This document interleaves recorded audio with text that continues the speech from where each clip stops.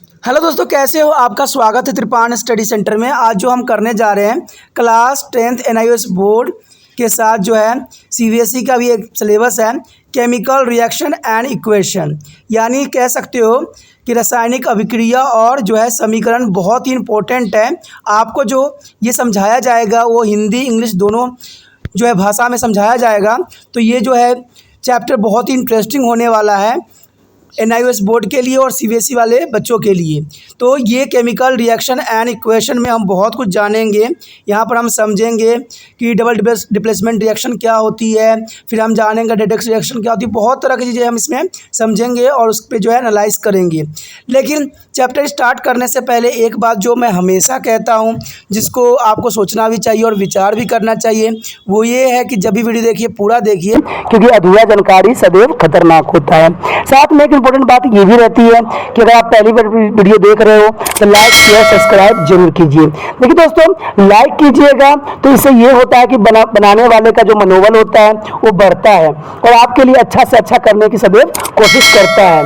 तो लाइक जरूर कीजिए और लाइक करके मुझे प्रोत्साहित कीजिए, जिससे मैं आपके लिए अच्छा से अच्छा और भी बेस्ट बना सकूं। और शेयर करना तो कहते हैं जग कल्याण के समान है। अगर आप दूसरे जरूरतमंद बच्चे हैं उनको अगर शेयर करते हैं और उन तक ये वीडियो पहुंचाते हो तो इससे ये होता है कि अगर उनकी आवश्यकता थी और वो उसी वीडियो की प्रतीक्षा में थे और आपके थ्रू वो मिल गया है तो वो आपके शुक्रिया अदा करेंगे और आपको धन्यवाद देंगे और आपको जो है अच्छा भी कहेंगे। ठीक है। और सब्सक्राइब करना इसलिए इम्पोर्टेंट है कि आप वीडियो तब भेजोगे ना अपने दोस्तों के पास जब आपके पास ही पता लगेगा कि ये वीडियो उनके लिए है। तो सब्सक्राइब करोगे तभी आप तक इसका नोटिफिकेशन जो है मिलेगा और सही समय पर जो है दूसरे बच्चों को भी हेल्प कर पाओगे। दोस्तों, आप सोचते होंगे कि त्रिपाण स्टडी सेंटर जो है सिर्फ वो जो है NIOS बोर्ड के लिए ही वीडियो बनाता है या सिर्फ एक ही क्लास के लिए वीडियो बनाता है। ऐसा नहीं है दोस्तों, ये जो है कई मायनों में हर जगह जो है हेल्पफुल है, क्योंकि ये जो है 8th class 9th 10th 11th 12th CBSE के सभी चैप्टरों को जो है कवर करता है। प्लस जो है NIOS बोर्ड 10th हो या +2 हो सभी सब्जेक्टों को कवर करता है। प्लस जो है ये पंजाब यूनिवर्सिटी के फर्स्ट सेमेस्टर से लेके 6th सेमेस्टर तक 8 सब्जेक्टों को जो है कवर करता है। और जो है BA जो है BA के बाद जो है MA है। MA में जिन बच्चों की जो प्रॉब्लम होती है उनको भी सोल्यूशन करने के लिए त्रिपाण स्टडी सेंटर सदैव अग्रसर है। तो कहते हैं इतना हेल्पफुल हो जाने के बाद भी अगर त्रिपाण स्टडी सेंटर को आप सब्सक्राइब नहीं करते हो तो आप दूसरे बच्चों को भी हेल्प नहीं कर पाओगे। तो सोचिए मत, विचार मत कीजिए, अभी त्रिपाण स्टडी सेंटर को सब्सक्राइब कीजिए, लाइक कीजिए, शेयर कीजिए और दोस्तों के साथ इसको व्हाट्सएप स्टेटस पे लगाइए। ठीक है दोस्तों, ये तो था आपके लिए। अब देखते हैं हमारे आज सिलेबस में क्या है। Chemical reaction and equation, class 10th NIOS and CBSE both classes are syllabus. Every day we observe different types of changes in our surroundings. Some of these changes are very simple and are of a temporary nature. Some other are really complex and of a permanent nature. We eyes keep in the tumbler in the exposed to the atmosphere. It is a melt and converted into water. When the tumbler containing this water is kept in a freezer, it is converted again into ice. Thus this is the temporary change and the substance come to the original form. Such changes are physical changes. However, milk once converted into the curds cannot be converted into milk. Such changes are chemical changes. These changes are permanent nature. Both physical and chemical changes are integral part of our daily life. We can present this change in the form of an equation. In this lesson, we shall discuss how to write and balance chemical equation. We shall also describe different types of chemical reaction. दोस्तों, जैसे कि आपको पता ही है कि ये हमारा जो चैप्टर है ये 10th क्लास के लिए है, चाहे वो CBSE बोर्ड के हों चाहे NIOS बोर्ड के हों, दोनों ही के लिए बहुत महत्वपूर्ण है, क्योंकि दोनों में ही जो है केमिकल रिएक्शन जो है यानी रासायनिक अभिक्रिया और समीकरण जो अत्यंत महत्वपूर्ण है। ठीक है। तो इसमें जो हम पढ़ेंगे हम देखेंगे कि जो कुछ चीज़ें जो होती है हमारे वातावरण में जो होती है टेम्परेरी के टाइम के लिए होती है, और कुछ जो होती है परमानेंट के लिए होता है, यानी सदैव के लिए वो बदल जाती है। कहते हैं इसमें जो है एक एग्जाम्पल के तौर पे आपके समक्ष जो है प्रस्तुत किया था कि इसमें आइस की बात बताई जाती है। आपको पता है कि आइस जो होती है डायरेक्टली क्या कर सकते हो आप, उसको पानी में कन्वर्ट हो जाता है रूम टेम्परेचर पे, और जो आप उसको फ्रीजिंग करोगे पानी को तो बर्फ़ में कन्वर्ट हो जाएगा। तो ये चेंजेस जो होती है एक तरह के देखा जाए तो एक फिजिकली यानी जो है भौतिक चेंजेस के रूप में आपके समक्ष प्रस्तुत होगा।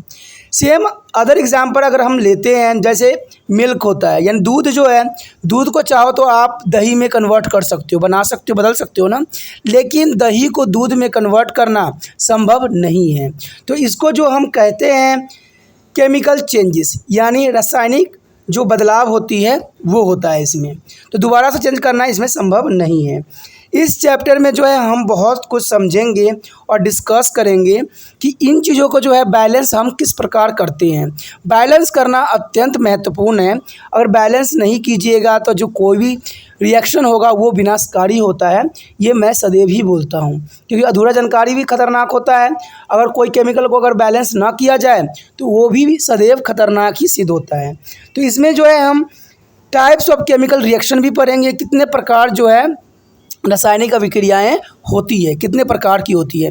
तो ये सारी बातें जो है इस चैप्टर में हम समझने की कोशिश करेंगे।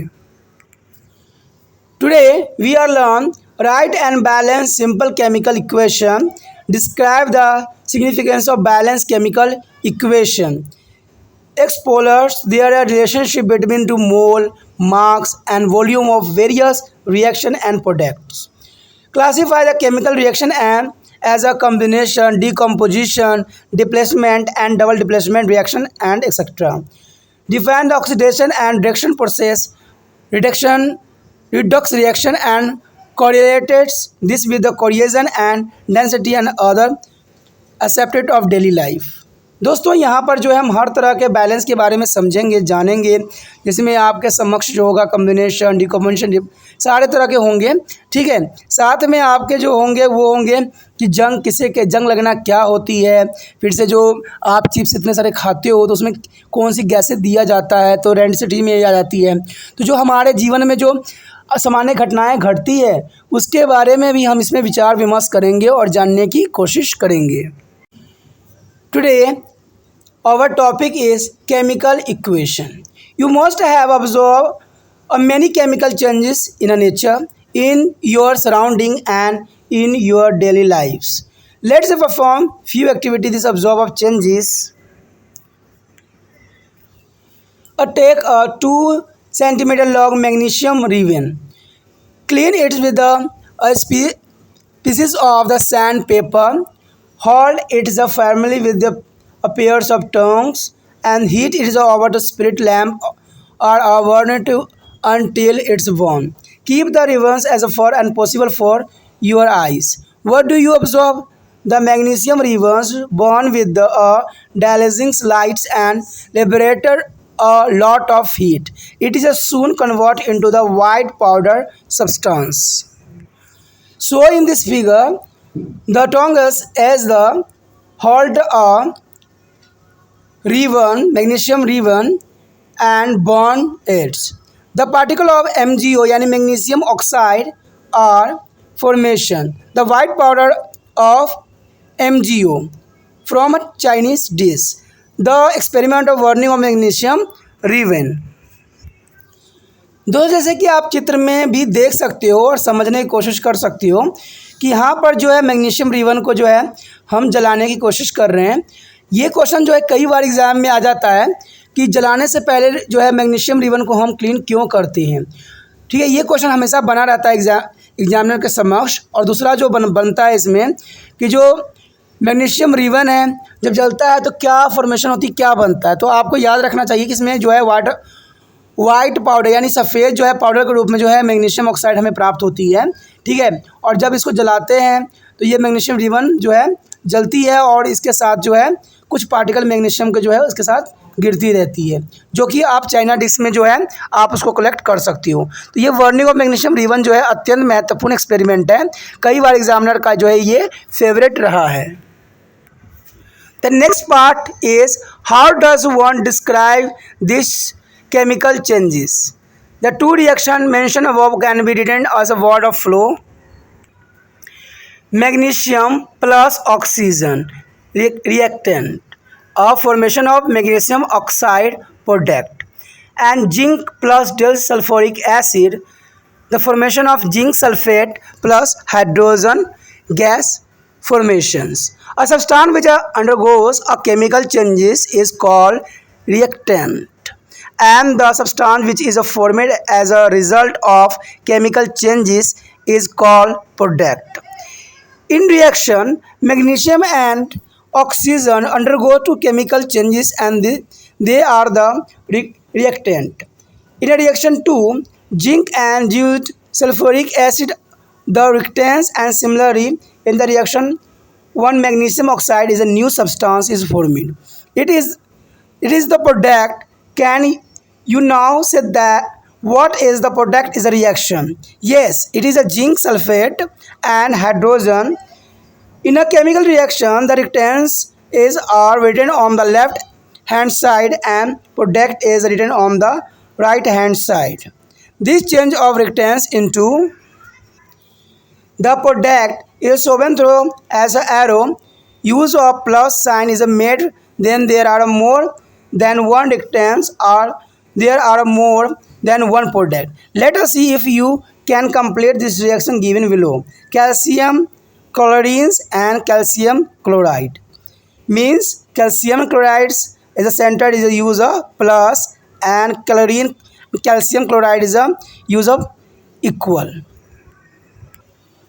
दोस्तों यहाँ पर बताया गया है कि जैसे आपने वहाँ पर रिबन जलाया था तो उसकी फॉर्मेशन क्या हुई थी। देखिए, मैग्नीशियम के साथ जब हम ऑक्सीजन को जो हम रिएक्शन कराएंगे तो हमारे समक्ष जो होगा मैग्नीशियम ऑक्साइड प्रोडक्ट होगा, ठीक है, और रिएक्टेंस जो होती है ऑक्सीजन और मैग्नीशियम की होती है।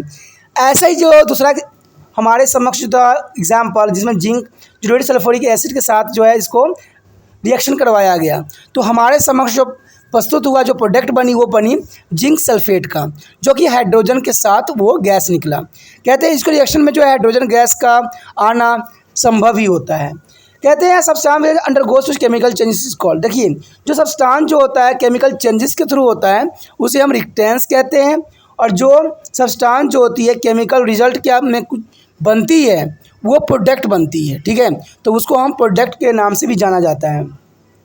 यहाँ पर जो आपने मैग्नीशियम और ऑक्सीजन के साथ जो रिएक्शन किया है तो आपको जो फॉर्मेशन हुई तो मैग्नीशियम ऑक्साइड फॉर्मेशन हुई। सेकेंड एक्सपेरिमेंट में जब हमने किया था जिंक और सल्फ्यूरिक एसिड को जो हमने रिएक्शन करवाया था तो हमारे समक्ष था जिंक सल्फेट बना था और हाइड्रोजन गैस जो कि वो रिलीज़ किया था। तो ये जो है सिंपली फॉर्म में आपके समक्ष था, इसमें कोई भी आपको देख सकते हो कि यहाँ बैलेंस की कुछ भी नहीं बताया गया है, लेकिन जब हम इसको शॉर्ट फॉर्म में लिखेंगे तो हम इसे बैलेंस करने की हमें अत्यंत आवश्यक होगा, ठीक है, जैसे कि यहाँ पर आगे भी बताया गया है। Come to our next topic, written a chemical equation. Friend, written a chemical equation, is there any other shorter way for the representing a chemical changes? Yes, this can be done through a chemical equation. A chemical equation can be made a more concise and useful if we use a chemical formulas. Instead of word, in the preview lesson, you have already studied how to represent a compound with the help of a chemical formula. Now, if you substitute and formulas of magnesium, oxygen, and magnesium oxide for their word equation, we are get Mg plus O2. Friend, Mg plus O2 is equal to MgO. Friend, here it is not a complete balanced. Similarly, substituting of formulas from what is equation B, we get zinc plus hydrogen sulfide. The formation of zinc sulfide plus hydrogen gas release. दोस्तों हमारा जो इस topic में है, जो हमें लिखना सिखाया जा रहा है कि रासायनिक समीकरण को हम किस प्रकार लिखें। जैसे कि आपने दो एग्जाम्पल आपने देखा था, तो वहाँ तो सिर्फ हम नाम से ही रिप्रेजेंट किए थे। तो मैंने पहले ही कह चुका था कि हम जो है इसको आगे एग्जाम्पल में देखेंगे, समझेंगे। तो इसमें यही बात को समझाने की कोशिश किया गया है कि अगर मान लीजिए कि मैग्नीशियम ऑक्साइड है, मैग्नीशियम प्लस ऑक्सीजन के साथ रिएक्शन हुई है, तो मैग्नीशियम ऑक्साइड बनेगा। लेकिन यहाँ पर जो है मैग्नीशियम एक ही है, ऑक्सीजन दो है, बट जो फॉर्मेशन हुई है मैग्नीशियम ऑक्साइड का, तो MgO, तो ये जो है अनबैलेंस्ड है। इसको भी हम बैलेंस करना सीखेंगे। साथ में इसका दूसरा जो रिएक्शन बताया गया था जिंक और जो हाइड्रोजन सल्फाइड के साथ, तो उसमें जिंक और सल्फाइड जो है हमारा बना था और हाइड्रोजन गैस जो है रिलीज़ हुआ था। तो इस तरह से जो है हम इसको शॉर्ट फॉर्म में लिख सकते हैं, जो कि अत्यंत महत्वपूर्ण है। लेकिन शॉर्ट फॉर्म लिखते टाइम ये बात बहुत ध्यान देने की आवश्यकता होती है कि ये बैलेंस है कि नहीं। अगर ये बैलेंस नहीं होगी तो ये जो है आपके लिए जो है सही नहीं रहेगी। Do you remember the law of conservation of marks study in the previous lesson? According to it, the marks and the number of atom present in the reactants should be equal to the marks and number of atom present in product. Let's count the number of atom on both side, left hand side and right hand side of the chemical equation. We find that equation, the number of oxygen atoms on the right hand side and the left hand side are not equal. However, in the numbers of atom on the both side is equal. Such a chemical equation in which the number of atom is not equal to the both side of the arrow, but still present of chemical are called to the skeletal chemical equation. A skeletal chemical equation can be balanced by using suitable coefficient in their equation. We shall study the balancing of chemical equation in following section. दोस्तों यहाँ पर आपको शायद याद ही होगा कि law of conservation of marks के जो हमने पढ़ा था प्रीवियस लेसन में, उसमें हमने जाना था कि इसके जो अनुसार जो था, the marks and the number of atom present in the reactants and should be equal to the marks and number of atom present in the product. ये तो चलिए बहुत ही आसान था ये भी, लेकिन अगर जर्नली आप देखोगे तो law of conservation of marks का डेफिनेशन सिंपल अगर आपको याद करना है तो आप सिंपली ये याद कर सकते हो कि law of conservation of marks state that marks can neither be create and nor be destroyed in a chemical reaction. तो ये भी आप जो है सिंपली याद कर सकते हो। कई जगहों पर ये लिखी होती है, क्योंकि NIUS में जो है इन्होंने अपना वर्ड दिया है, बट बहुत से CBSE में आप यही देखोगे कि law of conservation of marks state that marks can nether be create nor be destroyed in a chemical reaction. तो ये भी बहुत आसान रहता है आपके लिए, जो कि अत्यंत महत्वपूर्ण होता है, ठीक है, एग्ज़ाम व्यू से भी। तो ये चीज़ें याद करना आपके लिए बहुत ही इम्पोर्टेंट बन जाता है। आगे यही बात बताई गई है कि आपको जब इक्वेशन लिखना होता है, तो अभी आपने देखा था कि मैग्नीशियम प्लस ऑक्सीजन के साथ रिएक्शन किया था तो हमारा MgO बना था। लेकिन यहाँ पर ऑक्सीजन के साथ जो है दो परमाणु जुड़े हुए थे, ये आपने देखा था, और इधर साइड जो है कहीं दो हमें देखने को नहीं मिला। तो इसका अर्थ यही हुआ कि ये जो बैलेंस हुई वो जो थी एकदम जो थी कंकाली थी, ठीक है, यानी स्केलेटन केमिकल इक्वेशन थी, कंकालीय रासायनिक समीकरण थी। क्यों? क्योंकि कारण इसका ये था कि दोनों तरफ वो बैलेंस नहीं थी। जब तक वो बैलेंस नहीं होगी तब तक जो है वो कोफिशिएंटली इक्वेशन नहीं बनेगी, और इसको बनाने के लिए आपको बैलेंस करने की आवश्यकता है। अगर बैलेंस नहीं कीजिएगा तो ये जो है नहीं बैलेंस कहलाएगी, ठीक है। आगे जो हम समझेंगे तो और भी इसके बारे में जानेंगे कि और बैलेंस हम जो है कैसे कर सकते हैं, और इसके लिए कौन सी सिंबल्स, कौन से रिएक्शन क्या करने चाहिए। The next topic is balanced chemical equation. Friend, next topic is balanced chemical equation. According to the law of conservation of marks, matter can be neither be create nor be destroy. Thus, marks of each element present in the product of a chemical reaction must be equal to the marks present in the reactants. Second definition.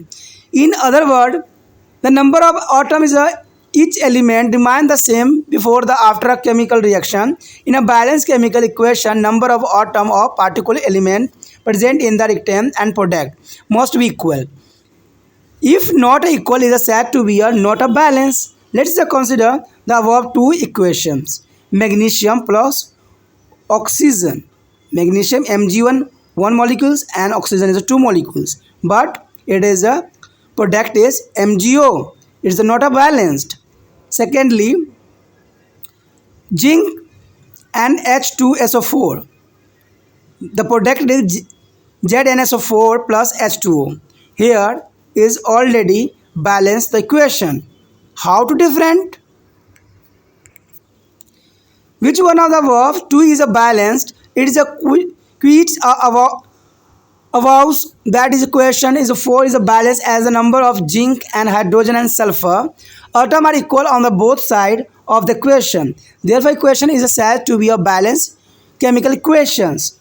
Now that about equations 3, by the simple inspections we can see that the numbers of atom is a magnesium in their reactant said to equal to the number of atom of magnesium in the product side.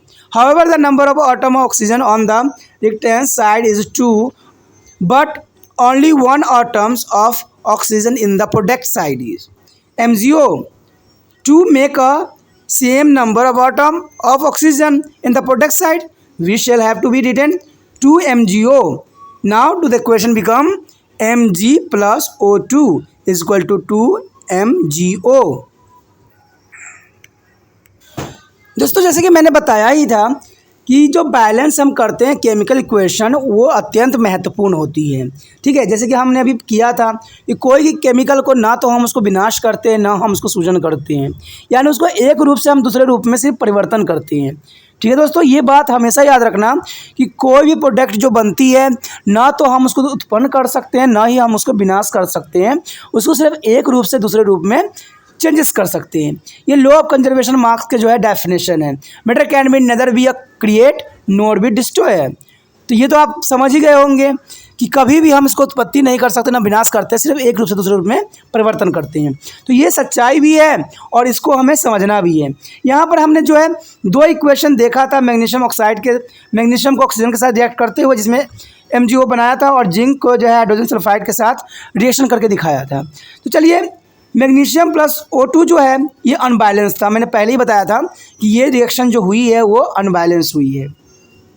लेकिन second जो है zinc sulphate, zinc plus H2SO4, तो इसमें product क्या बेटा बना ZnSO4 plus H2। अब देखिए इसमें देखो इधर साइड देखिएगा लेफ्ट साइड, तो आपको दिखेगा कि यहाँ पर हाइड्रोजन 2 है, इधर भी हाइड्रोजन 2 है, तो इट मीन कि ये बैलेंस्ड है। जिंक भी है, एक इधर है इधर भी एक है, तो जिंक भी बैलेंस्ड हो गया। और SO4 है तो इधर भी SO4 है। इसका मतलब ये हुआ कि जो सेकेंड हमारा एग्जाम्पल है वो पूरी तरह से बैलेंस्ड है, लेकिन जो हमारा फर्स्ट था वो अनबैलेंस है, यानी ये नहीं बैलेंस है, यानी इसका जो समीकरण संतुलित नहीं है। तो ये बातें हमारे लिए अत्यंत महत्वपूर्ण बन जाता है कि हम इसको संतुलित कैसे करें।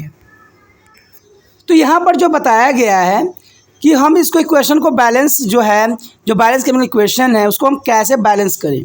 तो बैलेंस करने के लिए आपको क्या, कुछ बच्चे क्या करते हैं मैग्नीशियम के नीचे 2 लगा देते हैं प्रोडक्ट में, जो कि हमेशा ही गलत होता है। दोस्तों ऐसा नहीं होता है। जब भी आपको बैलेंस करने के लिए मिले तो कभी पावर के रूप में इसको सो नीचे नहीं लिख सकती हो। ये सदैव जो है इक्वेशन लिखने के पहले लिखा जाता है, जैसे कि इस इक्वेशन में लिख के दिखाया भी गया है कि Mg plus O2 is equal to 2 MgO। हमेशा याद रखना कि जब भी बैलेंस करना है जहाँ पर 2 लिखा हुआ है वहाँ पर 3, 4, 5 जो भी मर्जी अगर बैलेंस आता है वहाँ पर लिख सकती हो। ठीक है, लेकिन इसका जैसे ऑक्सीजन में लिखा हुआ है O2 लिखा हुआ है, नीचे उसके पैरों में 2 लिखा हुआ है, वो सिर्फ आपका प्रोडक्ट के समय ही रहेगा, लेकिन इसका जब फॉर्मेशन होती है तो कभी भी आप चेंज नहीं कर सकते। जब भी बैलेंस करना है तो इसको जो है पहले लिखना होता है, जैसे 2 MgO लिखा गया है, N2 सदैव पहले होगा, चाहे वहाँ 4 हो चाहे किसी भी रिएक्शन के साथ हो। तो ये बहुत ही महत्वपूर्ण बन जाता है आपके लिए। अगर ऐसे नहीं लिखते हो तो शायद जो है आपका इक्वेशन गलत हो जाएगा और आप जो है मुसीबत में पड़ जाओगे। तो ये बातें आपके लिए जो है बहुत इंपॉर्टेंट मायने रखता है। In the above equation there is a shortage of one atom is a magnesium on the left hand side for balancing the number of magnesium atom. We need to put up 2 before Mg and their equation become a 2 Mg plus O2 is equal to 2 MgO. Here is a complete balance. Now the number of magnesium and oxygen atom is equal on the both side of the arrow and the chemical equation is said to be a balance. This method of balancing of a chemical equation is called to heat and try method. Friend, what is called to the balance is a heat and try method. And let's consider another reaction for it and the balancing the chemical reaction when the steam and pass over to the red hot iron hydrogen gas is involved to the magnetic oxide of iron Fe3O4 is obtained. This can be expressed as Fe plus H2O is equal to Fe3O4 plus H2O. If we examine the above equation, we find that equations are not be balanced. Let us try to balance it using to the following step.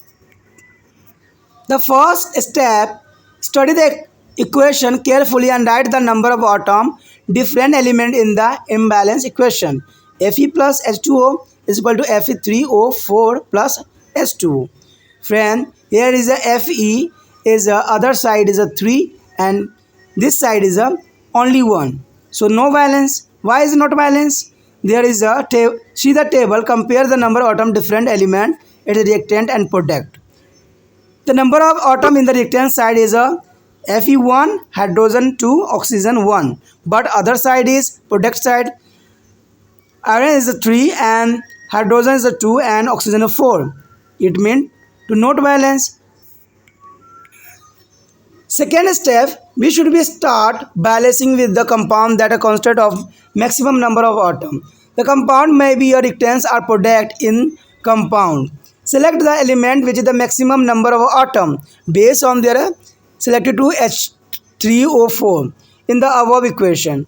In a Fe3O4, then element oxygen has the maximum number of atom. There are 4 oxygen atom on the right hand side and only 1 oxygen atom on the left hand side of the arrow. For balancing the oxygen atom, we can put the coefficient 4, means 4H2O. Now the equation become Fe plus 4H2O is equal to Fe3O4 plus H2O. Particularly is balanced, but third step is here Fe and hydrogen and iron hydrogen atoms are still not be balanced because iron is there is side is 1 and other side is a 3. It is not a balance. Hydrogen is not balanced because there is side is hydrogen is a 8 and other side is a only 2. It means to no balance. Let us balance the hydrogen atom. For this make a number and molecules of hydrogen as a 4 on the right hand side of the arrow. The equation now become Fe plus 4H2O is equal to Fe3O4 plus 4H2O. Here the hydrogen is a balanced and oxygen is a balanced, but iron is a not balanced. Let's take a other step, fourth. Now out of the 3 element only iron remaining the imbalance. For balancing iron we written 3 atom of iron on left hand side. The equation become a balanced. Here Fe3 plus 4H2O and Fe3O4 plus 4H2O. It is a balance. And finally their fifth step, the finally count the number of atom all the 3 element on the both side of the arrow. You will be find that number of atom of oxygen, hydrogen and iron on the both side of the arrow are equal and the balance equation is obtained as 3Fe plus 4H2O is equal to Fe3O4 plus 4H2O balance. दोस्तों यहाँ पर हमारे समक्ष जो है magnesium और oxygen atom को equal करने का जो है यहाँ पर बताया गया है। यहाँ बताया गया है केमिकल इक्वेशन को हम कैसे बैलेंस करेंगे और जो बैलेंस होती है कोई भी रासायनिक समीकरण तो उसको हम क्या कहते हैं, हीट एंड ट्रायल मेथड, जो कि बहुत ही महत्वपूर्ण माना जाता है। हीट एंड ट्रायल मेथड इसमें बताया गया है कि हमारे समक्ष जो है कोई भी जो जैसे कि आयरन है और ऑक्सीजन है तो उसके साथ कैसे हम रिएक्शन कराएंगे, ठीक है। इसको हम जो है रेड हॉट आयरन को जो है हाइड्रोजन गैस के साथ रिएक्शन कराने की कोशिश कर रहे हैं। तो जैसे कि यहाँ पर आपको समक्ष जो होगा इसको शॉर्ट फॉर्म में लिखी गई है Fe plus H2O equal to Fe3O4 plus H2।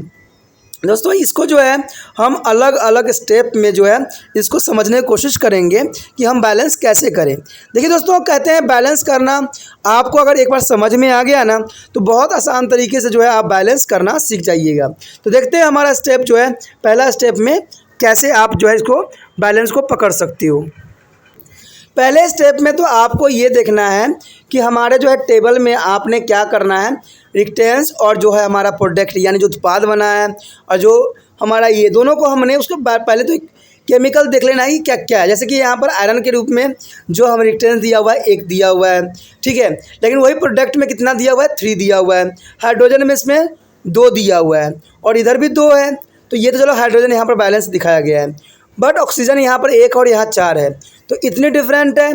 तो इसको जो है हम स्टेप बाय स्टेप समझने की कोशिश करेंगे और एनालाइज भी करेंगे कि आखिर हम इसको कैसे कर सकते हैं। अब दूसरा स्टेप क्या कहता है देखते हैं।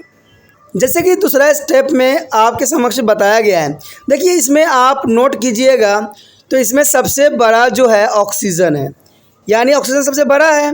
तो सबसे पहले तो हमें ऑक्सीजन को बैलेंस करना पड़ेगा। अगर ऑक्सीजन इधर साइड 4 है, 4 है, ठीक है, और इधर जो है ऑक्सीजन 1 है, अगर हम इसके जो है पहले में 4 लगा दें तो इसका मतलब जो है ऑक्सीजन बैलेंस्ड हो जाएगा। तो हमने ऐसा ही किया, यहाँ पर जो है हमने 4 लगा दिया यानी H2O में कन्वर्ट कर दिया, तो यहाँ पर जो है ऑक्सीजन जो है बैलेंस्ड हो गया। लेकिन अब सवाल उठता है कि जब ऑक्सीजन को हमने बैलेंस करने के चक्कर में हमने क्या किया है, हाइड्रोजन को अधिक बढ़ा दिया है, क्योंकि हाइड्रोजन पहले 2 था, अब जो हाइड्रोजन हो गया है 8, लेकिन इधर साइड जो है आपके समक्ष सिर्फ 2 ही दिख रहा है। तो इसमें जो है कितनी कमी हो पड़ गया, 6 की पड़ गया। अब इसको जो है हमें 8 कैसे करना पड़ेगा। जब तक हम इसको 8 नहीं करेंगे तब तक जो है ये बैलेंस नहीं होगा।